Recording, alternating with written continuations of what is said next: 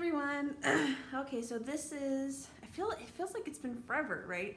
I sat down to record this weekend for, cause I'm teaching the intro to cultural too. And, I recorded a couple lectures for them. And then I was like, oh yeah, I have to record for 102. And I thought, wait a minute, did I forget to record for them? And so, I was looking over the syllabus. I'm really particular with how I organize everything, and I have a planner. And I was like, I would have noticed. I was like, no, we just have we had. Let me grab it real quick.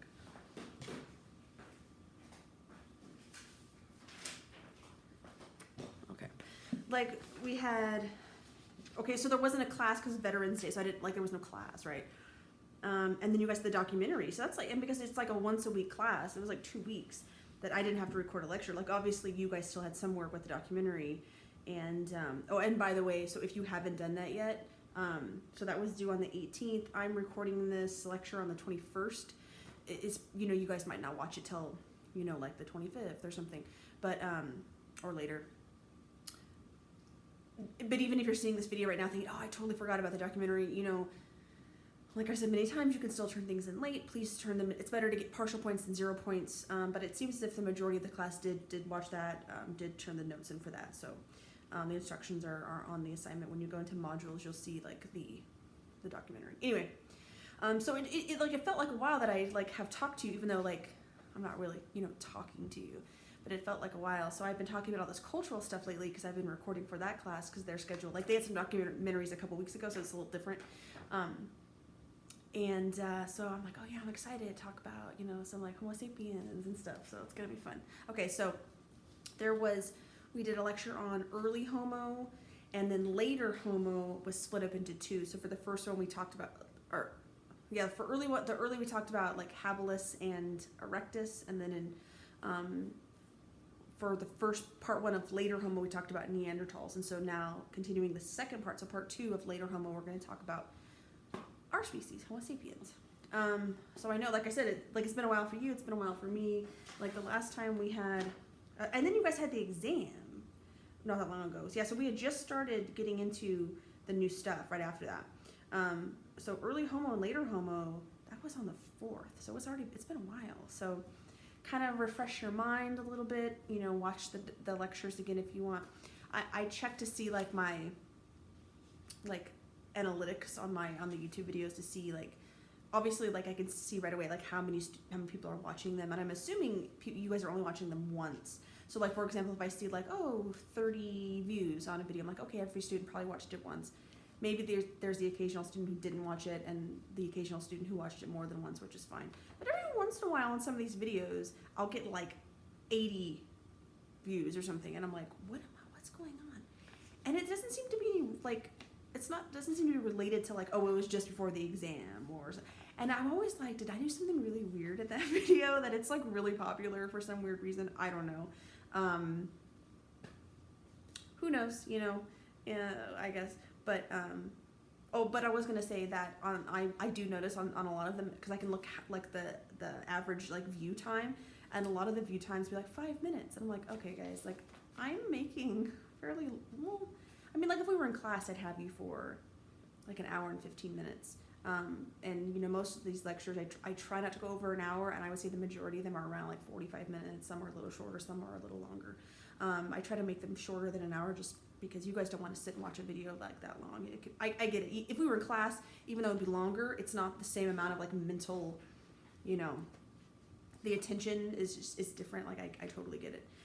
What was I gonna say? Oh yeah, but then I see that the average watch time is 5 minutes for this video or 6 minutes for this video. I'm like, okay. I'm assuming some of you are watching them till the end, but some of you aren't. And I'll note that every once in a while I'll throw in extra credit about something in these videos, and I might not do it till the middle of the video, or I might not do it till the end of the video, and it's extra credit. I'm not necessarily posting to the course shell. It's just for those of you who watch the video. So you might be missing out on extra credit opportunities. Anyway, so I've talked about this for 5 minutes. Let's actually get into the lecture. Okay, so we're in the PowerPoint for Later Homo, and we're starting on slide 24. And we're going to start talking about Homo sapiens, so our species, the humans. So like I said, kind of backtrack, think about what we talked about before about, at least in part one of this with Neanderthals, talking about Neanderthals and the very specific like morphological features that they have, behavioral, some of the cultural stuff I touched on, and the fact that, and then we talked about Homo heidelbergensis, obviously. The fact that Neanderthals and humans, so Neanderthals are not an ancestor to human, but we share a common ancestor in heidelbergensis. So remember that. Okay, so humans. So now, if you're looking at this first slide, slide 24, you see a fairly large brain. Now remember that Neanderthals actually have the largest brain of any hominin. So recall that I talked about all of those like misconceptions historically, about Neanderthals and the reasons why. But they had a brain size on average of about like 1550, like give or take. I forget what I put exactly on the PowerPoint, but like there's an average, 1600 up to, and some a little bigger, some a little smaller. But for humans, we have an average of about 1400. I'd say more of a range like 1350 to 1400, but clearly very large compared to the other hominins, but smaller than Neanderthals. But we do have some really unique, what are called derived features. So I'm almost positive I've used this term with you guys before, derived. So that just means like new evolutionarily. So when a new trait emerges, this is really important, especially for, we talked about the difference between evolutionary taxonomy and cladistics. For those who are proponents of cladistics, who are cladists, they would say like those derived new features are like the most important features. So for humans, for Homo sapiens, we do see some really interesting things happening. So brain size is not really unique in that, because we see that general trend throughout all hominins, the hominin lineage. But we do have a really unique shape to our head, and there's still a lot of research to understand why. We aren't really sure why we have this unique shape. So a lot of the other hominins, even when they were getting larger, like Erectus, Heidelbergensis, Neanderthal, even when they were getting fairly big, they still had that, like football shape, like long, low cranium. Didn't really have like a high forehead, maybe a little bit of a forehead, but the shape of the head, even if the brain was big, the shape of the skull was still that football shape. But for humans, we have what's called a globular or globe-like. It's more rounded, and more of our brain is up here on top. And trust me, there's so much research into this, like looking at it. Well, does it have to do with like the brain lobes, getting larger in certain areas that cause that? Does it have to do with, our diet, and that the muscles of mastication are shifting, so that allows, it to grow, the brain to grow different way. Like they're like, morphologically, in terms of like brain neurology, like there have been so many different studies, and it's probably like most evolution and morphology, especially with like the head, craniofacial stuff, that it's probably a combination of some stuff, but it's just interesting that so we don't really know for sure, although a lot of research indicates this or that, but it is like, we do know that it is a unique trait among humans, so that's really interesting. And we have what's called an orthognathic face. So recall that term prognathic when there's projection. So we talked about, with other primates, like chimpanzees, for example, have a very prognathic face, more of a snout. And for Neanderthals, they have that mid-face prognathism, so like right around the nasal area. So for Homo sapiens, essentially our whole face is flat. So orthognathic just means like basically there's no prognathism. It's essentially a flat facial profile. We do have a chin. In fact, we are the only hominins to have a chin. And you might be thinking, did I draw a picture of this? I didn't draw a picture of this before. Okay. So you might be thinking, I'll draw a picture now for you guys. You might be thinking, well, what do you mean, like we're the first to have a chin? Obviously the other species had mandibles, right? I have a picture. I must have a picture in this PowerPoint. I see it coming up in a few slides, but I will still draw you a picture because I don't get to use this thing very often. Okay. So this will be my mandible. So imagine we're looking at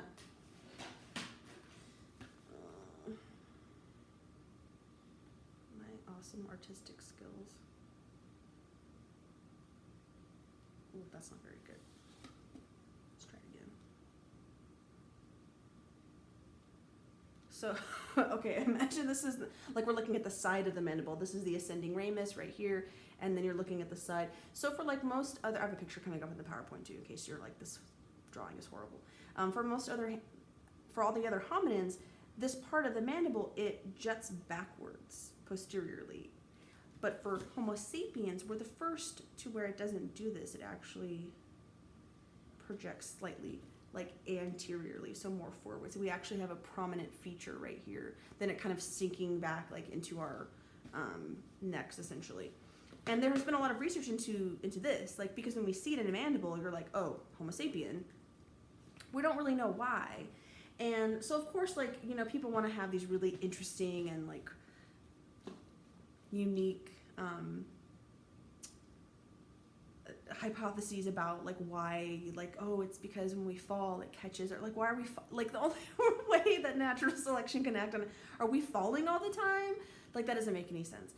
It probably has something to do with natural selection, and just visually it just makes us more attractive, and so that's the reason we see it carried on in our species. But it is a unique trait that we have morphologically, so I understand that. And then of course at this point, no cresting, like we haven't seen that in a while.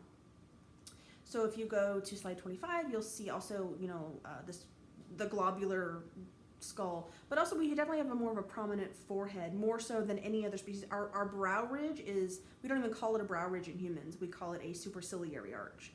And if you recall from when we talked about how to sex skeletons, we talked about that. So in humans, males often have a little bit of a bump, but it's nothing like we saw with like Homo erectus or Homo heidelbergensis. It's not even the same, it's in the same location, but the feature's so diminished that we call it something else because it's really not the same thing. And then for human females, essentially, that's not even there. Like it's basically flat. And then of course we have this nice big forehead, very vertical right here with most of our brain on top, versus like in other hominins where it's kind of behind the eyes, ours is on top. And then if you go to slide 26,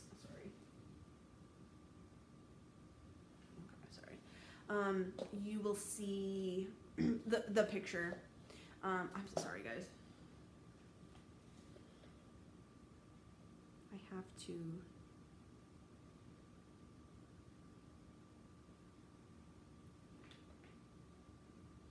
This is like a really important text. I'm so sorry. I have a friend who's flying into town, and I'm picking them up from the airport, and I'm just double checking the time with him. I'm not starting this video over, so I'm just texting them real quick.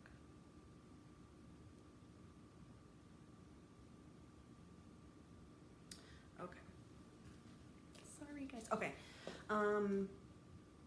Oh man, like when I was teaching the other class, I had to take a phone call in the middle. Like I was already like 40 minutes into recording, and I had to take a phone call. It was from my doctor, so I'm like, I'm not stopping this recording, and I don't have like, you know, editing software to like really, so I just took the phone call in the middle of the lecture. So, you know, you guys already know a lot about my life, so me sending a text message is not the end of the world. Okay, so you can see here on slide 26, if you thought my picture was shitty, that you can see here on this what I'm talking about. So you can see like on the left is the, you know, Homo sapien, on the right is probably like Neanderthal, and you can see the brain, you know, shape, and also the mandible. So the way the mandible is, you know, either projecting forward slightly or not, that this is really unique to humans. So go to slide 27. Also, not only is our brain, our skull like more rounded, we have more of a forehead, but also when you're looking at it, you know, like dead on like this, you'll see that the widest part is actually up here in the parietal region versus like in the temporal region. So even if we're looking at like, you know, heidelbergensis or Neanderthal, even if the brains are larger, they're not larger up here. And even just the general shape, like where it's largest at, is different. And there's been a lot of research just like for Neanderthals. I think, did I mention this in the last video with you guys? Neanderthals, like the occipital region, it tends to be a bit bigger, and we know that occipital region of the brain is related to vision, and so there's probably something like connected in those terms for Neanderthals. But it's just interesting to see these really unique, a lot of interesting stuff happening in later Homo, like really unique morphologies, you know, for all of the different species. Okay, so go to slide 28. Okay, migration. So as we start talking about Homo sapiens, so recall when we were talking about hominins that a huge portion of the evolution of our genus occurred in Africa. It's not until Homo erectus, although I know I put like asterisk on that some of the new research is showing it might have happened before erectus. But as far as we know, erectus was the first to leave Africa, go out to other parts of the world, and then of course we know other hominins like Neanderthals, heidelbergensis existed in those areas. But then, of course, we know now, like currently existing Homo sapiens, that we live everywhere in the world. And so there must have been a point where we continued to move around in those parts of the world. So this is what these couple of slides are getting at. in terms of like areas like Australia, this probably happened. Like I have all the dates. Like I'm not going to ask you the dates on the exam, you know. And you can see in the picture the showing like what like, you know, tens of thousands of years ago what the ocean, you know, because depending on like how much is in, you know, like the ice caps or not, how high is our sea levels or how low. The land masses, you know, will be bigger or smaller depending on that. And so you can see around the time, like what it would look like on the picture, you can see like what it looks like currently versus what it would look like, you know, 30,000 years ago, and how the land masses would have been a little more connected in terms of some of the islands. And so getting to these areas wouldn't have been as hard, although still, interestingly, some areas were still, there was still ocean water, like for miles and miles and miles. So it does say something about, you know, the ability of Homo sapiens to travel across water. Very interesting idea. So go to slide 29. You'll see it's also like for the areas of Asia into North America that the amount of land would have been, you know, different around that time that this happened.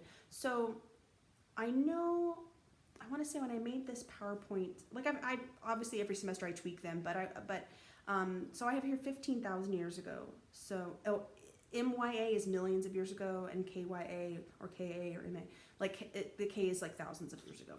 So if you're looking at this, 15,000 years ago is, I think when we would say like the first Homo sapiens started coming into North America, like into of course into like Central and South America, it might be pushed back a little more. I remember when I learned this, when I was taking this class, you know, years ago, we had it like, you know, 13,000. So with more evidence comes like a clearer picture. So it might be a little further back than that, but it's all things considered in terms of like hominin evolution or even human evolution, it's still like fairly recent. Okay, go to slide 10. Slide 30. Why did it look, okay. And so this is just one of the more famous, we have a site here, Cro-Magnon. So often you'll hear this pronounced Cro-Magnon. That's like, I mean, if you said that to me, I'd know what you're talking about. That's just not the correct like pronunciation of it. But here's one of the more famous skulls, specimens from that site. That's a term at least you're probably familiar with. So don't confuse this when people, I think when they hear, first of all, they say it wrong. They say Cro-Magnon man. I think in their mind they often think Neanderthal, and like it's just not even the same thing at all. So, you know. Okay, so slide 31. So I only briefly talked about the tools for, you know, Homo habilis with Holder-1 tools, Acheulean tools for Homo erectus, Mousterian for Neanderthal. Like we only briefly talked about the Shadow-Peronian. I'm not going to ask you about the tools, but just know we see it like distinct tool types with all of these different species, like and through time. And for Homo sapiens, we definitely see like the same thing. We see a progression into different, you know, areas in terms of like tool technology that we start to see smaller. So here you can see in this picture, like, you know, flaked tools, smaller stone tools. And like I mentioned before, is it that they had them or that we just have it? It's more likely to be preserved because it's more recent. So always keep that in mind. Well, the evidence might show, oh yes, the complexity of the tools is, you know, through time increases, and the tool types become more refined, or even the tool, like we're seeing new stuff.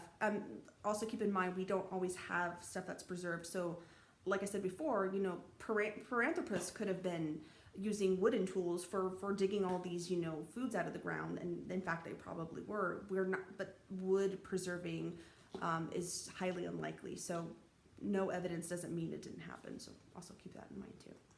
Okay, slide 32, more on tools. We just have more evidence, like I said, because it's more recent, so it's more likely to preserve of different types of tools and different types of technologies for Homo sapiens. Things, you know, like nets and spears, and also this really interesting tool called an atlatl. You can see in the picture, it's basically like it's a tool used to throw a spear, so that's very interesting. Go to slide 33. Art and religion, no surprise. Like as we're talking about our species, even if I'm talking about some of the early stuff, this is still you should be able to relate to this, that we obviously have a lot of evidence for earlier Homo sapiens having And like we talked about with the Neanderthals as well, that their burials, grave goods, jewelry, burying them in deliberate positions, decorating the graves. Does that say something about the person being buried, or does it say more about the culture and the people burying that person? Like probably both, but it definitely implies something more cognitively complex going on with the species compared to like other hominins or other primates. But just to make this clear that obviously we know this is not unique to Homo sapiens. We see evidence of this in Neanderthals for sure. But I do have like a note here that it tends to be a little more elaborate than Neanderthals. I mean, but also like that's subjective too, and also it's based on the evidence that we currently have. So keep that in mind. But that's kind of what it's pointing to. And okay, slide 34, just some more cave art.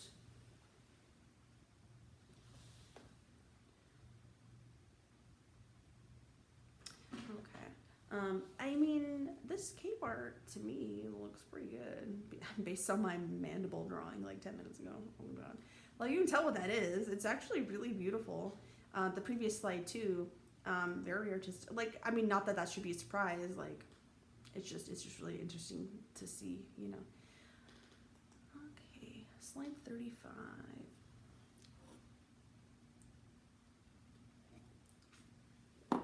Okay. I had to move off screen because I'm drinking wine and I don't know if that's allowed when I'm teaching. I know you guys probably don't care. Probably shouldn't do it on camera. Probably shouldn't have told you, but I'm not starting the video over. Okay. Let's see. Plus this isn't a live lecture. I'm not actually interacting with you, so I don't think it really matters. Okay. So slide 35. Modern human origins. There are two models I want to talk to you about. The next few slides are really text heavy. Don't worry about that as much. I'm gonna, there's like a really good visual I will describe. So if you're looking at slide 35, you see there are two, the multi-regional model and the what we call the out of Africa model. Slide 36 and slide 37 it's fairly concise, but it's still very wordy. Don't worry about, that's just for your reference for later. I'm going to explain that. So skip ahead to slide 38, and this gives a much better like visual, and I will describe this for you so you understand it. So contrasting these two different models, if we're contrasting multi-regional versus out of Africa, for understanding modern human origins in terms of like when, how, where, like what are all the circumstances for how Homo sapiens kind of emerged in time, evolutionarily, like all of those things. Okay, and there are more than two kind of origins, but really there are two kind of main ideas, and most people will fall into one of these categories. They would say like, oh, I'm a multi-regionalist, or I'm a proponent of the out of Africa. Most of the recent research, especially the DNA research, I'll tell you, DNA evidence points to out of Africa being absolutely correct. Multi-regional doesn't really work, but it's not as if there wasn't some evidence to maybe support that idea at some point. And you will still find, especially in older professors, they will be like, oh, multi-regional, but really the more recent evidence is showing it's really out of Africa. Okay, so looking at this visual though, let's do the multi-regional first. So if you're looking at the bottom of the picture, it shows like Homo erectus 1.8 million years ago. And so like that's the beginning of the story. So Homo erectus is existing, in Africa. And if you look at the very top of the chart, it shows Asia, Africa, Europe. And so if you're kind of following this chart from the bottom to the top, looking at the multi-regional one, what you're seeing is, okay, Homo erectus is in Africa, and then some populations of erectus stay in Africa, some populations go into parts of Asia, some populations of Homo erectus go into parts of Europe, and even though they're in different areas of the world, they're still migrating and interacting with each other enough, and that's what these arrows are kind of indicating on this chart, that there's enough interbreeding between them that it's really one species, like it's really erectus kind of evolving into, Heidelbergensis, and then Neanderthals, and then to humans. And it's just, like an anagenesis, like one into the next. There's really not any branching. So multi-regionalists would say, like, Neanderthals are our ancestor, and so are, like, they don't see it as being a branching event at all. And this is in contrast to the out of Africa model. So you're looking at the out of Africa chart. It's it's a little more going on, but it kind of starts the same. So look at the very bottom of the chart. You'll see it's Homo erectus, 1.8 million years ago. Some populations stay in Africa. Some populations go into Asia. Some populations go into Europe. And for those who are out of Africa proponents, they would say, side note, we live in a very like globalized world. Like you can travel to different parts of the world, very easily on an airplane. But that's not how it used to be. Imagine if you had to walk everywhere. These populations were distinct and separate from each other over long periods of time. And so this is what this chart's getting at, is those populations, while Homo erectus did exist in those different parts of the world, they were not interacting and interbreeding to any large extent at all. And what we see is them evolving into different evolutionary trajectories because of that, the new environments they're adapting to, and because of that they're separate from each other. Oh gosh. So the populations, like in northern parts of Africa or the southern parts of Europe are going to be evolving in certain ways. We talked about this before with Heidelbergensis and then into Neanderthals, and the populations of like Heidelbergensis, like in Africa, are going to evolve into Homo sapiens.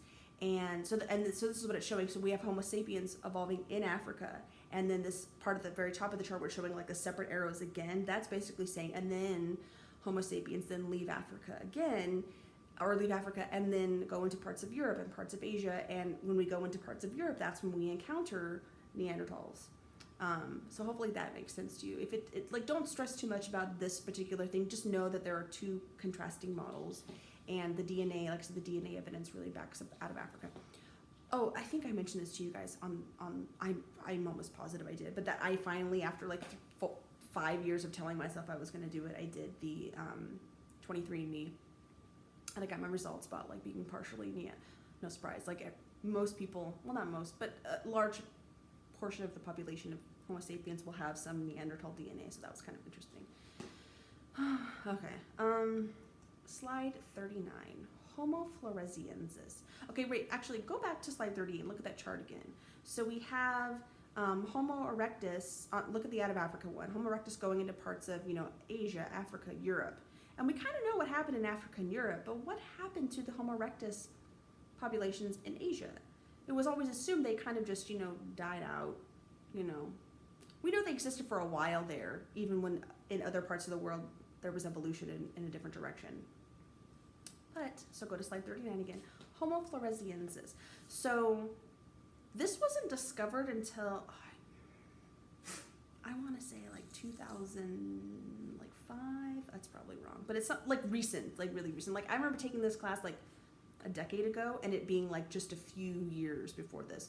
So this was found. It was just one specimen, one skull, one specimen, and then like the rest of the skeleton, I think, on the island of Flores, and it was dated to only 18,000 years ago. So that's not that long ago, and very small, very human-like, but still very small, but not like an Australopithecine, really just like a miniaturized Homo sapien. However, but also different, not really, like, because we have in like modern times, we have like pygmy populations in different areas of the world. So not even like that, like something different. And so there was like a lot of like questions about this. First it was like, well, there's only one specimen. We don't really know a lot. We need more, obviously. But a lot of people assumed, well, it's probably just a human, a Homo sapien, that had something called microcephaly. So microcephaly is basically the brain is either like often severely underdeveloped to where it's very small. This can happen for like a number of medical reasons. And so it was assumed maybe this was just an individual who had, this, medical condition, and like that's all it was. But then, more stuff was found, and so it's like, okay, maybe there's something else going on here. And I have that last bullet point, island dwarfing ?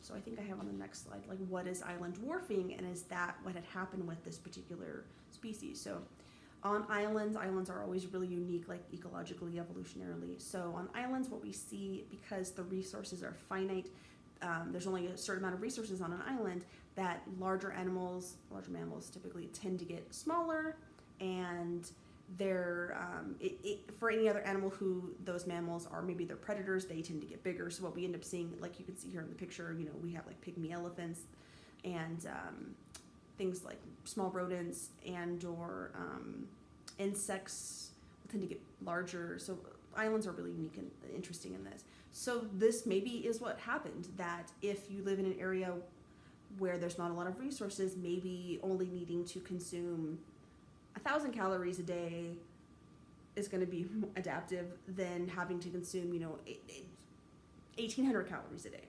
So this girl, I think she's telling me she's got to go out, but she's going to have to wait a few more minutes. She better not pee on something. Okay. She's doing this. She's doing the thing that she's doing this, like, take me out. Okay, you're gonna have to wait, baby. Okay, so the question is island dwarfing what happened with Homo floresiensis? And so there's been a lot more research recently, but I read this really great book. So go to slide 41. You'll see this book, a picture of this book, The Fossil Chronicles. I read this book. It's very good. And this was written quite a few years ago, so there's a lot more research since then. But this goes into it. So you can see here on this picture of these CT scans. And a lot of what I do, the research I do, is based on CT scans, so this is always really interesting to me. But you can see this researcher, she looked at the CT scan of the Homo floresiensis, like that very first specimen. I was like, okay, and that's the one in the middle of the picture. And says, okay, let's compare this morphologically to a modern Homo sapien, a Homo sapien with microcephaly, Homo erectus, and a chimpanzee, and let's see mathematically there's the most similarity. And so if you're looking at this picture, you can see, no, it's like really far away from me. Okay, so the one on the top is Homo sapien, the one on the bottom is a chimpanzee, the one on the right is Homo erectus, and then the one on the left is a Homo sapien with microcephaly. And so just visually, without even knowing the math, like if you just looked at that, you'd be like, which one does it look more similar to? Visually, it looks more similar to the Homo erectus, and this is what the research is showing. So very likely what happened is that these populations of Homo erectus, as they're moving through Asia, ended up on an island, and island dwarfing took over, and we have this whole new species. And so if you go to slide 42, you'll see this really great Smithsonian recreation of this first specimen that was found. It's very interesting, and this is one of, like I've mentioned so many times, one of the great things about science is that we think we know, especially in paleo, we think we know the story, and then we find something new, we're like, oh my gosh. Like, it didn't change anything drastically, but it added to the picture. And so it's like, oh, like now we see there's even more interesting stuff that happened in this lineage that we didn't even know about. And so now the picture's just getting fuller and fuller, and now we're getting more information and understanding it in a more. And so that's just always really great. Okay. So the last thing I want to talk about is called the Piltdown hoax.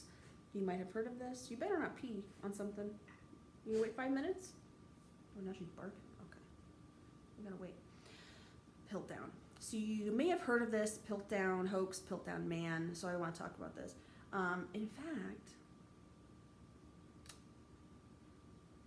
okay, I'll just tell you. I wish I could share it with you, but it's not finished yet. Okay, so I feel like I told you guys this already. I don't think I did. So this was maybe like 2 years ago.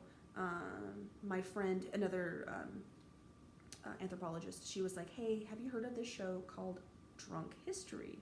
And I was like, I have absolutely heard of this show called Drunk History. And by the way, if you have not heard of this show, like, I highly recommend it. It's great. If you've heard of it, you know what I'm talking about. It's a very good show. It's on Comedy Central. And basically what they do, the premise of the show is that someone's telling a story like about a historical figure, and they're drunk when they're telling it. There's a little more to it than that, but that's kind of the premise of the show. So you can imagine that you're getting a little bit of a history lesson, but it's also hilarious. And basically, like, looking into how the show actually works and like the background stuff, basically they have the person tell the story about like 5 or 6 times, and of course they edit it for TV to get like the funniest parts, you know. And of course the person's getting progressively drunker as they're drinking and telling these stories. And they're given like kind of a script beforehand, like a very general, like, okay, you have to make sure you mention these important names of the story, these important dates and places, but the rest of it's really up to you how you want to tell it. And so my friend was like, you know, have you heard of this show before? I'm like, yes, it's great. She's like, well, I'm thinking I want to do something similar, like drunk anthropology. And I was like, I'm in. I'll do that with you. And so she was like, well, do you want to be the one telling the story? And I was like, definitely. So she came over, and I thought she was going to bring, like, you know, some wine or maybe a bottle of something. She came over with like bags of stuff, like ready to like be like bartender, you know, make me all these drinks. So I got very drunk, way more than I anticipated. Luckily, we were in my home, you know, so we were safe. You know, we weren't driving anywhere. She had one drink with me at the beginning to kind of like, you know, get the story started, and we did an audio recording, and she's working on like a computer animation. Oh, because this is the other part of the show that's even more hilarious. It's not just someone telling the story drunk, which would be funny on its own, but they have like famous actors recreating these like the story they're telling, and not just that, but they're using the actual like narration of the drunk person, and so you can just imagine, it's hilarious. And so, but we obviously can't do anything that complex, but she was like, I'm going to do like a computer animation of some of this based on your audio. I'm like, sounds great. And so she's like, you need to pick a really good story to tell. And I'm like, I already know what story I'm going to talk about. I'm going to talk about Piltdown. And she's like, that is the perfect story. So like I said, I wish I could show you guys this, but it's still like, she's still working on a lot of it. I know you're like, that was a couple years ago. Long story short being like, she just finished her PhD. Like, you know, we get really busy with a lot of stuff. So, and she moved to another state. So it's kind of on pause right now. But obviously this fun little side thing that we were doing is not priority in our lives. But anyway, it was fun. Hopefully it'll be finished soon, and I'll be able to share it, you know, at some point. But anyway, the story though, because it's such a great story. So the story, as you can see on these last three PowerPoint slides, is that basically there was this, you know, amateur archaeologist, Charles Dawson. Like obviously, like imagine a time, you know, 100 years ago when things like credentials were a little different, standardization of different fields was different, so you could kind of get away with some of this a little more than you can now. But there was this man, and he was this, you know, amateur archaeologist, and he, like many people at the time, and this is the thing, you have to, before even starting the story, think about like historically what was going on. You know, people are trying to figure out what's going on with human evolution. Some stuff has been found, like some of the Neanderthal stuff, but a lot of a lot of preconceived notions were going on. These scientists, these biologists, naturalists, you know, they are like thinking, okay, human evolution is true. We've already found a couple things, maybe we're not sure. Like imagine you're in the scenario. You're thinking, okay, evolution happened.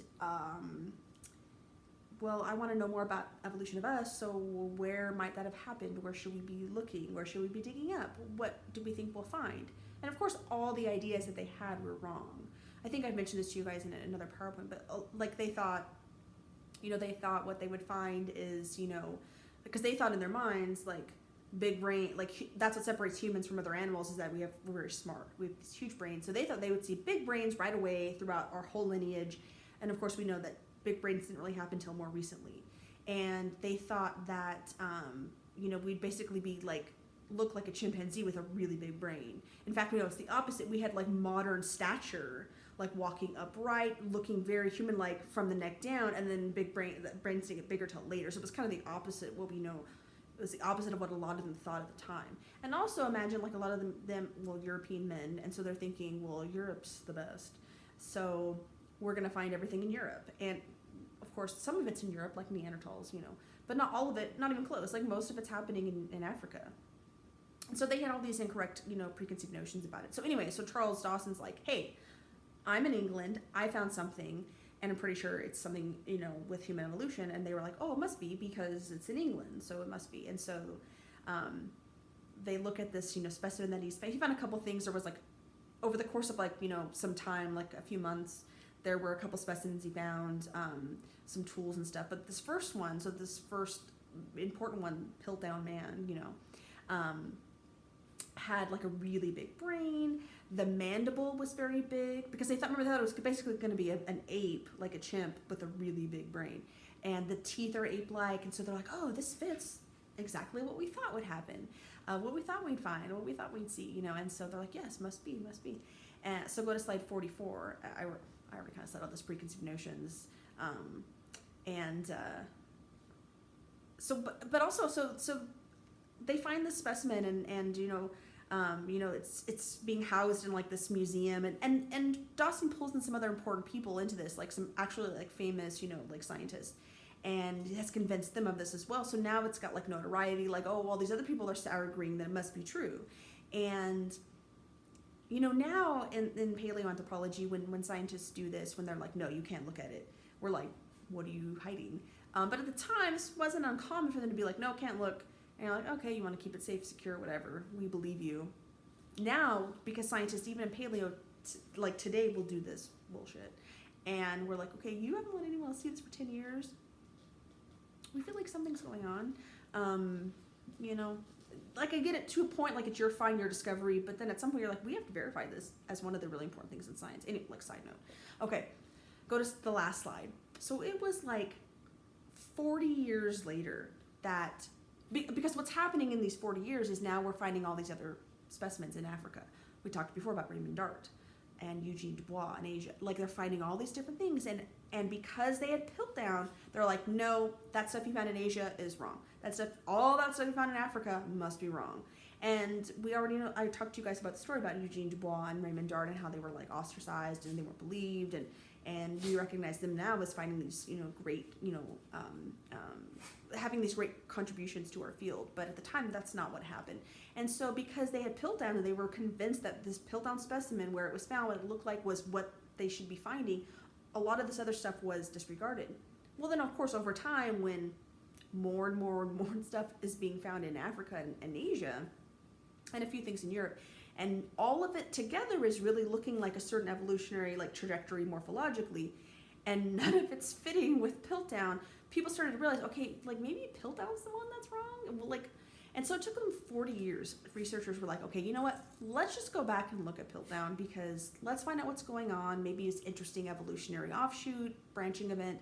It's clearly not fitting in with everything else that we've now collected over decades about what we know is happening in human evolution. So let's double check. Well, it took them all 10 minutes to realize it was a horrible, we say hoax, but basically they look at this, and you can see the picture of it on the PowerPoint slide. It was